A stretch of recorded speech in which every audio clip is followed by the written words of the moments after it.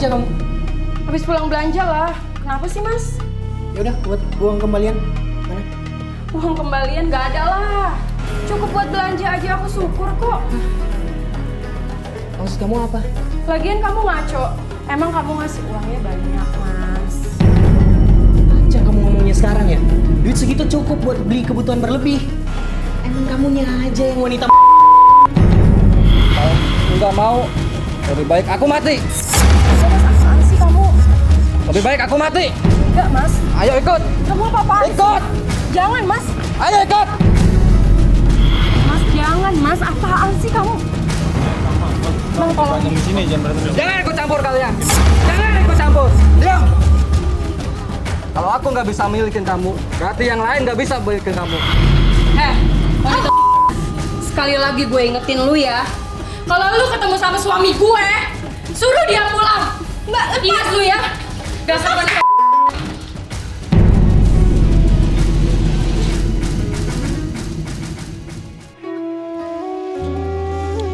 Dan orang-orang yang menuduh istri-istri mereka sendiri padahal tidak mempunyai saksi-saksi kecuali diri mereka sendiri saja, maka kesaksian seorangnya ialah 4 kali kesaksian di atas nama Allah bahwa sungguh-sungguh dia berkata benar. Dan kelima ialah bahwa laknat Allah atas dirinya jika ia berkata dusta.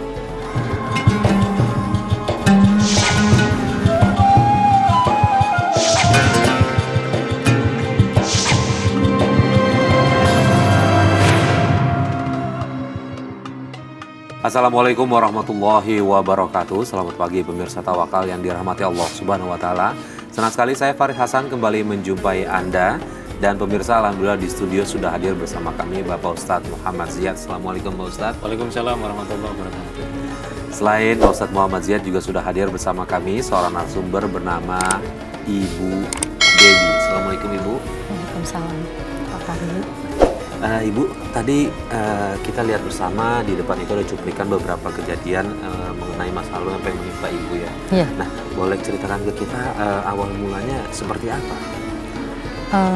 Saya pertama nikah sama suami yang pertama ya Pak ya, gitu. Terus udah gitu saya bercerai. Nah, terus saya menikah lagi yang kedua begitu juga. Jadi saya selalu disakiti, dihianati, dijolimi. Oke, dari yang suami pertama dulu,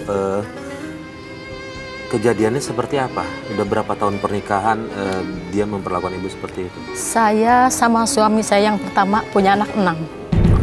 Ya, terus udah gitu, jadi masalahnya tuh sama keluarga suami saya. Jadi saya punya adik ipar. Gitu. Jadi dia selalu ngejelek-jelekin saya, mojokin saya. Pokoknya saya dituduh yang macam-macam gitu. Salah satu tuduhannya seperti apa itu? Iya, jadi cewek nggak bener lah gitu. Hati-hati Kak, cewek nggak bener nih, segala macem lah gitu ya.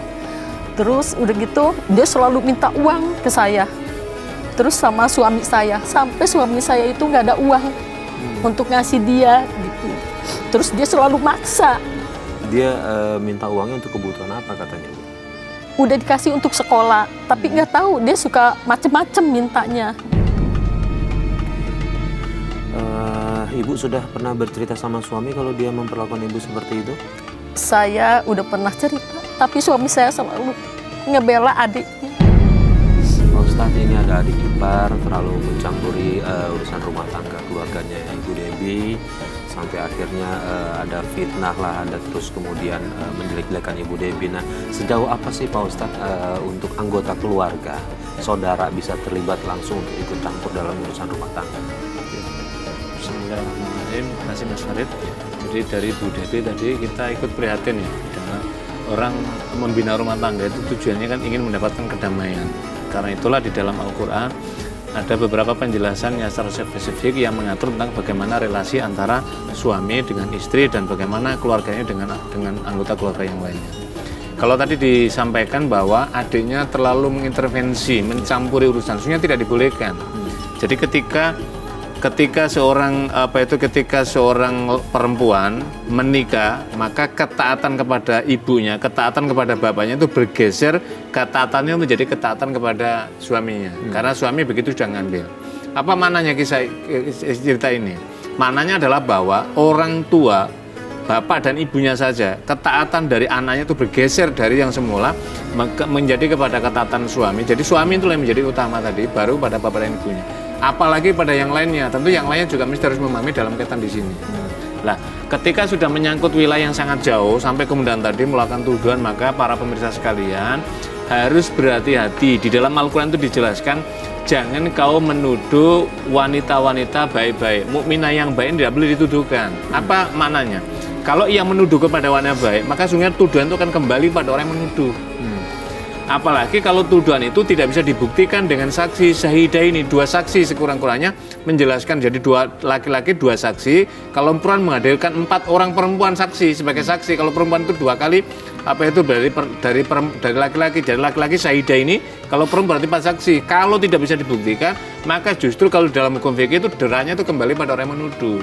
Nah, kita kan sangat prihatin sekali. Ibu tadi itu justru kemudian saudaranya tadi jauh sekali memasuki, bahkan kemudian dalam tanda petik meras minta duit, maka sejujurnya tidak dibolehkan dalam konteks agama.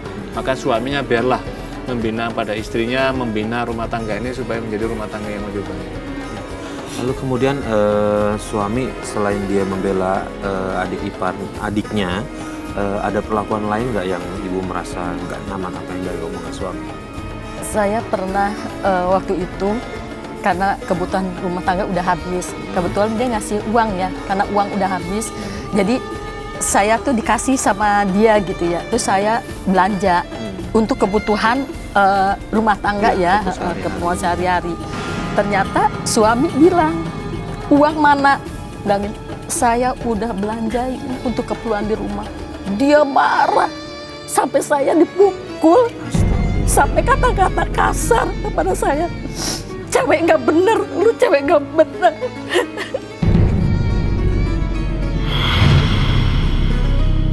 Debbie, sini kamu. Lihat aja. Dari mana aja kamu? Habis pulang belanja lah. Kenapa sih, Mas? Yaudah, buat buang kembalian. Mana? Uang kembalian nggak ada lah. Cukup buat belanja aja, aku syukur kok. Maksud kamu apa? Lagian kamu ngaco. Emang kamu ngasih uangnya banyak, Mas. Aja kamu ngomongnya sekarang ya. Duit segitu cukup buat beli kebutuhan berlebih. Emang kamunya aja yang wanita. Apaan kamu bilang wanita? Apa hubungannya, Mas, sama uang belanja? Bilang aja. Duitnya habis kan buat kamu pakai senang-senang sama selingkuhan kamu itu. Dasar istri nggak tahu diri. Diem kamu, Mas. Kamu berani sekarang ya bentak saya? Hah? Asal kamu tahu ya, daripada aku hidup sama kamu, mending aku nikahin pembantu yang bisa ngurus rumah. Emang kamu kira aku nggak bisa ngurus rumah? Emang kamu bisa? Aku bilang sini kayak gini, ngurus rumah. Mas, kamu mau kemana? Kita belum selesai, Mas. Saat suaminya selain berlaku kasar juga mulai menuduh Ibu Debbie menjalin hubungan dengan laki-laki padahal tidak sama sekali. Jadi gini Mas Farid ya, Al-Quran dan Sunnah Nabi itu mewanti-wanti dan berikan warning keras. Kepada siapa? Kepada para suami yang melakukan tuduhan misalkan kepada istrinya dituduh selingkuh atau dituduh melakukan perbuatan nista yang lainnya tanpa didasari apa? Yang pertama, dasari bukti-bukti yang jelas. Dan kalau misalkan menuduh selingkuh misalkan atau berlaku serong pada laki-laki yang lain, maka harus dia mendatangkan saksi. Bukti kalau sekarang mungkin saksi mungkin didapat sulit, tapi ada bukti kalau sekarang itu mudah sekali dengan teknologi dan lain-lain. Kalau itu tidak dibuktikan atau tidak bisa menghadirkan saksi yang membenarkan atas informasi misalkan, maka tuduhan itu akan kembali kepada laki-laki tadi itu. Dan di dalam Al-Quran jelas sekali Bahkan ada hukuman misalkan cambuk itu kembali itu ketika ada orang yang melakukan tuduhan. Jadi ketika laki-laki menuduh wanita-wanita baik melakukan perbuatan nista, perbuatan serong, maka itu berhati-hatilah karena apa? Azab Allah akan kembali kepada orang yang melakukan tuduhan. Apa maknanya? Maknanya adalah Allah memberikan pelindungan yang sangat kuat kepada wanita-wanita mukminah yang baik supaya apa? Supaya terjaga. Karena itulah orang yang melakukan tuduhan maka Allah yang akan melakukan pembelaan kepada orang yang dituduh dari itu. Dan orang yang menuduh tadi itu maka dia akan mendapatkan dosa besar di dalam tuntunan agama dijelaskan. Jadi tidak main-main. Karena itu jangan mudah para saudara-saudara sekalian, para suami melakukan tuduhan kepada istrinya sebagai orang yang baik, kemudian kita tuduh dengan perbuatan baik. Yang ketiga apa? Ketika orang suami melakukan tuduhan semacam itu sama dengan penghancuran nama baik istri dan penghancuran nama